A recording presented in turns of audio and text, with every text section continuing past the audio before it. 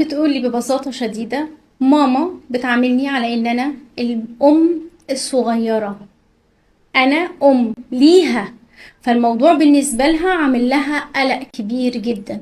الموضوع ده يا فاطمة بيرجع لحاجة أساسية احنا محتاجين كل أم تبقى واخدة وعارفة بالها منها، ألا وهي إن أنا محتاجة أفرق ما بين القرب العاطفي بيني وبين بنتي وحدود سلطتي أنا كأم أو أب. لو الأم بدأت تحتوي بنتها من وهي صغيرة، تقربها منها، تديها مساحة، تديها حرية إن هي تتكلم، تعبر بالظبط. عن رأيها، ومش دايما تقول لها أنت غلط، أنت لا، أنت أنا اتربيت كده، أنت المفروض تبقي زيي. عايزة أضيف جزئية إن أنت لما بتقولي الأم بتخلي بنتها هي الأم الصغيرة، يس. في التربية الحتة دي عايزة أقولك بتسبب للبنت ضغوطات كتير جدا، لأن الأم هنا لما بتخلي البنت تحملها مسؤولية أكتر من مسؤوليتها.